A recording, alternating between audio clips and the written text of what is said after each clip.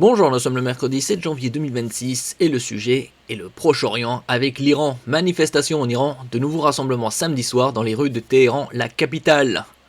Manifester est légitime, mais les émeutes sont différentes, selon Khamenei, Ayatollah. Alors que les manifestations qui secouent le pays ont déjà fait une douzaine de morts, des rassemblements spontanés avaient encore lieu samedi soir à Téhéran dans plusieurs quartiers de la capitale.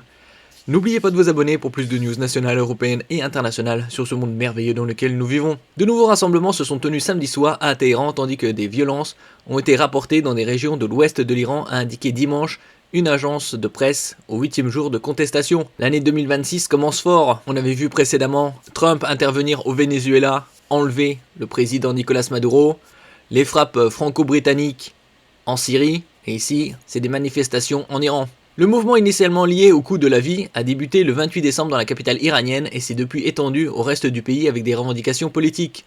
La contestation touche, ou a touché, à des degrés divers une quarantaine de villes, essentiellement petites et moyennes et principalement situées dans l'ouest du pays, selon un décompte de l'AFP basé sur les annonces officielles et des médias. Israël se dit solidaire du combat du peuple iranien. Tout ce qui peut déstabiliser l'Iran est positif pour Israël. Israël est solidaire du combat du peuple iranien, de ses aspirations à la liberté et à la justice, a affirmé le Premier ministre Benjamin Netanyahou dimanche au Conseil des ministres. Il est tout à fait possible que nous nous trouvions à un moment où le peuple iranien prend son destin en main, a-t-il ajouté dans son premier commentaire public depuis le début du mouvement de protestation en Iran le 28 décembre.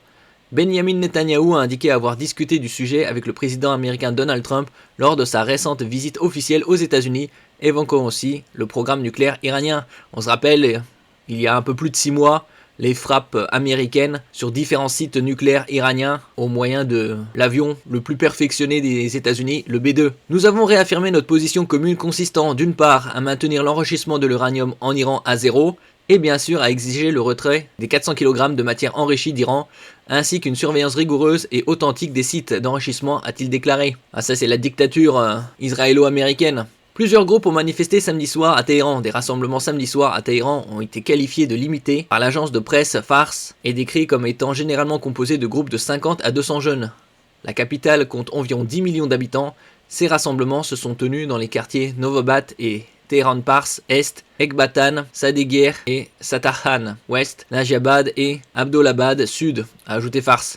Après, l'Iran, c'est à peu près 85-90 millions d'habitants environ. Selon l'agence de presse, des slogans politiques tels que « Mort au dictateur » ont été entendus, mais aucun débordement notable n'a eu lieu, hormis quelques jets de pierre et l'incendie de quelques poubelles. Toujours d'après Fars, cette situation contraste avec une intensification des violences et des attaques organisées dans d'autres régions, notamment dans l'ouest du pays. Donc, aux dernières nouvelles, il y a 12 morts depuis le début du mouvement qui a débuté aux alentours du 28-30 décembre. Merci pour votre écoute et à la prochaine.